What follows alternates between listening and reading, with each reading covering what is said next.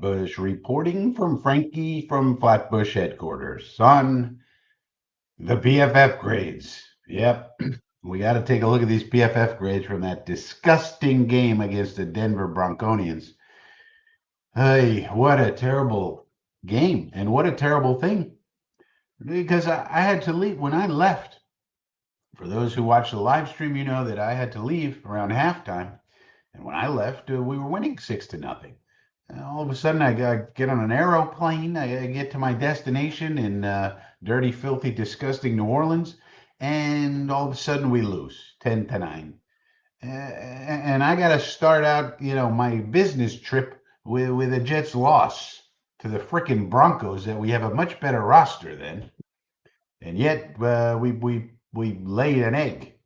I don't know how the heck we expect to win too many games playing like that. Now, Aaron Rodgers says that's an outlier. It's an anomaly. Well, it better be. But anyway, let's get to these grades. It is 9:42 p.m. I just got back off the airplane, and I figured I'd better make a video about these PFF grades because, why not? Uh, Share screen. How about that? Entire screen right here. Boom. All right, so here you see, I wanted to show this first. You can see here that this was clearly, even by the grades, even by the eye test, uh, this was our worst game of the year, even worse than San Francisco. So, I mean, so far it is an outlier. We had some decent games here, and then we were all hyped up for this one, and we drop it. And if you look at it, in this one, the defense played better than the offense. And meanwhile, the offense had been fine up until this point. So then we get a defense game that's not so hot, even though we just gave up 10 points. So 62.6 is one of our, second worst game on defense. And then the offense, that's the worst game of the year. You could say, well, obviously, we watched the game, Frankie. Well, the numbers bear it out. So the defense didn't play terrible, but the offense struggled mightily. Then we got to play these teams, and they're pretty good. It's a little worrisome. Anyway, let's get to these grades. So on offense, Braylon Allen was our best performer. Followed by Mike Williams. He's coming along nicely. That's good. Aaron Rodgers played okay, though definitely not his best game for sure. Now, this Tyron Smith grade has surprised me. I thought the entire offensive line was terrible.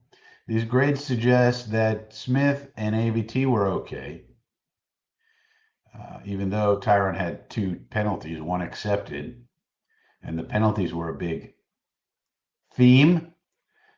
Mr. Lazard with 3. That's pretty bad, I would say. But look at our offensive line here. Simpson, Tipman, Olu. No bueno. This is no bueno, Mr. First Rounder. This is no bueno, Mr. Second Rounder. This is no bueno, Mr. Free Agent Signing. 2 penalties. 2 penalties on Brees, 1 on Olu. So these gentlemen have to play better if we're going to have any chance to do anything anywhere. The offensive line is the most important group of the whole team. If you have a bad offensive line, as we've seen in previous years, which was also combined with bad quarterback play, but now we have the quarterback, and now the offensive line decides to stink it up against the Broncos. So these guys were the goat of the game, I would say. Remember the old Daily News? They would have the goat and the hero. This game, these guys were the goats. Simpson, Tipman, Fashanu. Now, it's disappointing. These are our interior, 2 of our interior people, and then Fashanu, our hopefully future left tackle, starting. And he's got grades like this. Boy, oh boy. You gotta hope he plays better. I don't know what to say about it. Solly Thomas even has some grades on offense because he's getting in there as a fullback now.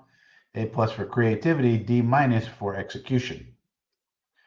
Okay, let's look at our defense. So Quincy Williams continues his all-pro form.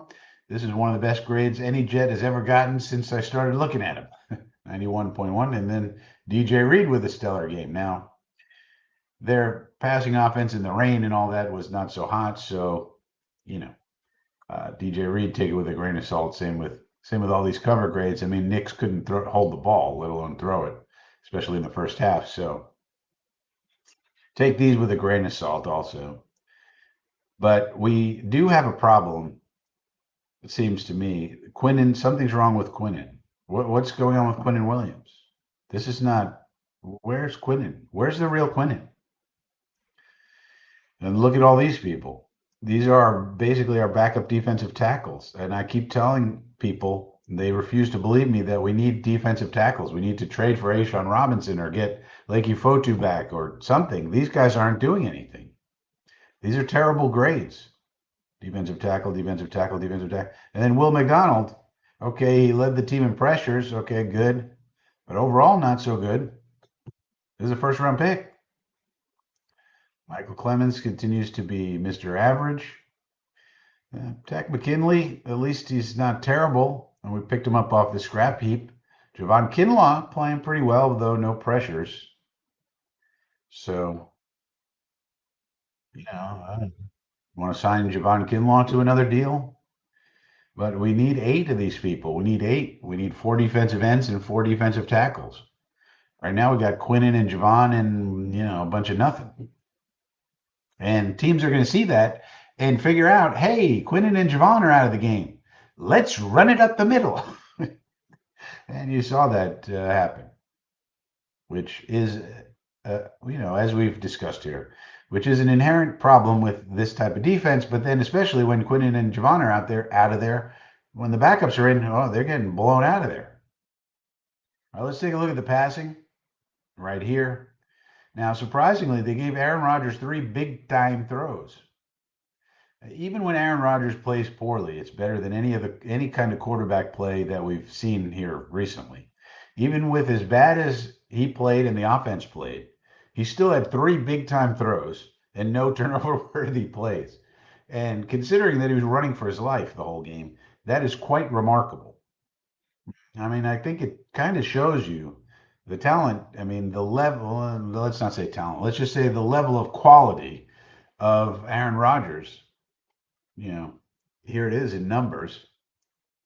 Some of his worst games are some quarterbacks' best games. Let's get rid of this. 2.7 time to throw, way too long. Well, not way too long, but over higher than you like it. We wanted 2.5.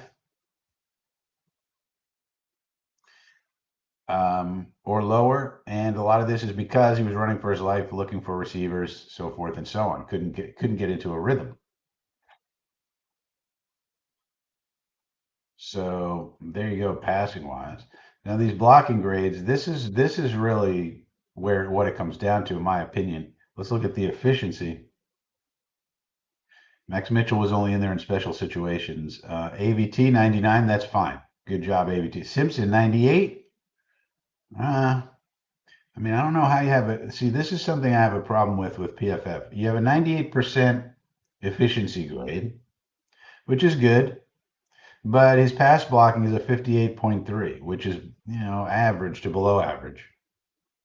Why is that? Even 97.1 is okay, and yet Tippmann has a 34.5 and Tyron has a 73.7, and yet they let in the same amount of people. 1 hurry each, 2 pressures each, 1 sack each. I mean, are they really grading the technique to this degree in PFF? Maybe so. Maybe so, maybe not. But no, nonetheless, 95.1 is terrible.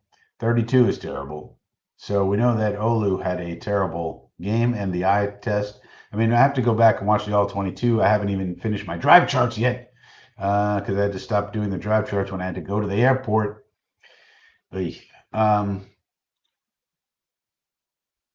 So we got to see with our eyes what's going on here. But uh, for now, all we have is this, and this is not painting a pretty picture here. These people have to play much better. I would say Tyron also. 2 penalties out of Tyron Smith is not good. Now, it is encouraging to see that Tyron's grades are okay. In the game, though, I do seem to remember Nick Benito going right around him at least once. Now, maybe my memory is wrong, and we got to look at the tape, and maybe that's what this sack is, and the one of these pressures. A sack is a pressure also. So one of the faults of those kind of stats. But I seem to remember little Nick Benito going around him, and just like Josh Uche went right around him.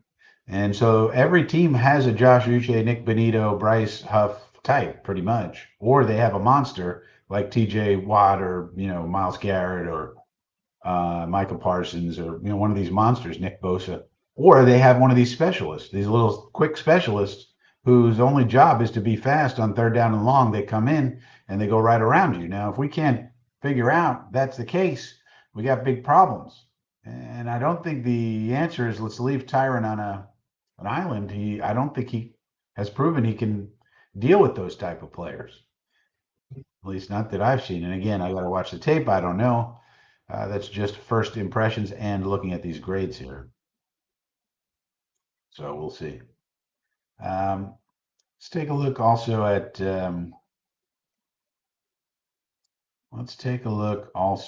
at something else. So even with all of this, let's see, where are we overall? Even with that terrible game, we're still 15th in the league with an overall grade of 71.9. And that's with basically two terrible games in there. Let's take a look at special teams. Anything we can see here? Isaiah Davis played well on special teams. Marcelino. Now, yeah, Stiggers is down here, so this is not good for Tez because he's got to play good on special teams to justify his roster spot. Irvin Charles, again, with the stupidest penalty you've ever seen in your life.